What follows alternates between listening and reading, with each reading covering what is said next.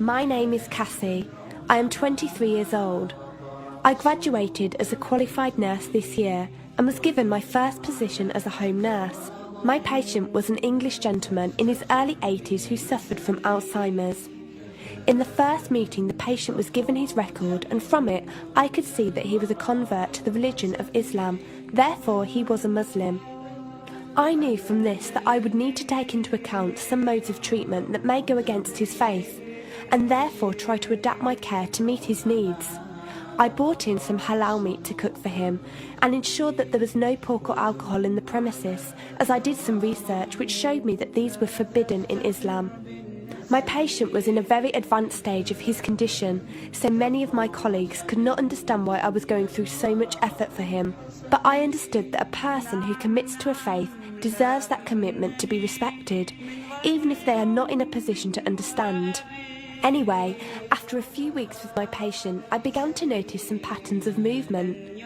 At first, I thought it was some copied motions he'd seen someone doing, but I saw him repeat the movement at particular times, morning, afternoon, evening.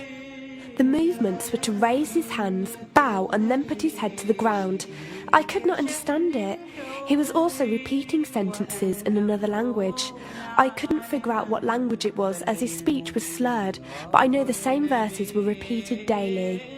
Also, there was something strange. He didn't allow me to feed him with my left hand. Somehow I knew this linked to his religion, but didn't know how. One of my colleagues told me about Pal Talk as a place for debates and discussions. As I did not know any Muslims except for my patient, I thought it would be good to speak to someone live and ask questions. I went on the Islam section and entered the room True Message. Here I asked questions regarding the repeated movements and was told that these were the actions of prayer. I did not really believe it until someone posted a link on the Islamic prayer on YouTube. I was shocked. A man who has lost all memory of his children, of his occupation, and could barely eat and drink, was able to remember not only actions of prayer, but verses that were in another language. This was nothing short of incredible, and I knew that this man was devout in his faith, which made me want to learn more in order to care for him the best I could. I came into the Pal Talk room as often as I could, and was given a link to read the translation of the Quran and listen to it. The chapter of the bee gave me chills, and I repeated it several times a day. I saved a recording of the Quran on my iPod and gave it to my patient to listen to. He was smiling and crying, and in reading the translation I could see why. I applied what I gained from Pal Talk to care for my patient, but gradually found myself coming to the room to find answers for myself. I never really took the time to look at my life. I never knew my father. My mother died when I was 3. Me and my brother were raised by our grandparents who died 4 years ago, so now it's just the two of us. But despite all this loss, I always thought I was happy, content. It was only after spending time with my patient that I felt like I was missing something. I was missing that sense of peace and tranquility my patient, even through suffering, felt. I wanted that sense of belonging and a part of something that he felt, even with no one around him. I was given a list of mosques in my area by a lady on Pal Talk and went down to visit one. I watched the prayer and could not hold back my tears. I felt drawn to the mosque every day, and the imam and his wife would give me books and tapes to welcome any questions I had. Every question I asked at the mosque and on Pal Talk was answered with such clarity and depth that could do nothing but accept them. I have never practiced a faith, but always believed that there was a God. I just did not know how to worship him.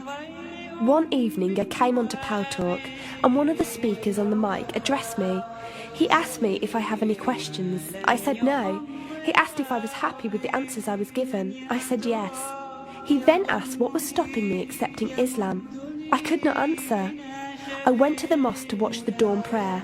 The imam asked me the same question. I could not answer. I then went to tend to my patient.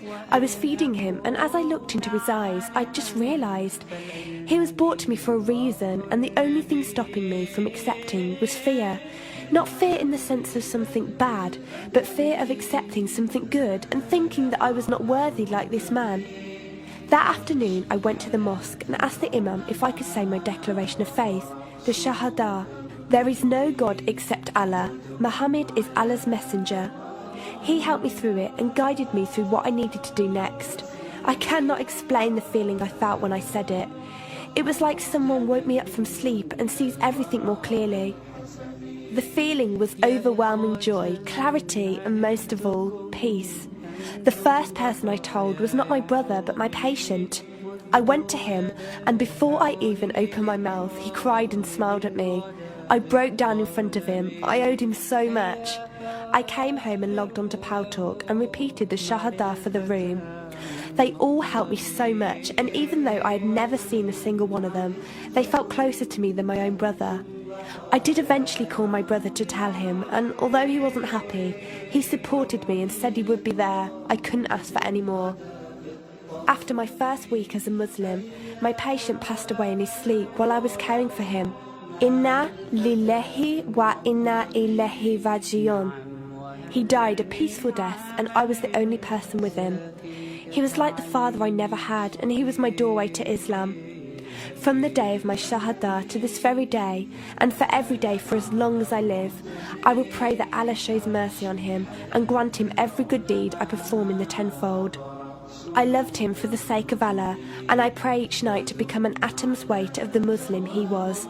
Islam is a religion with an open door. It is there for those who want to enter it.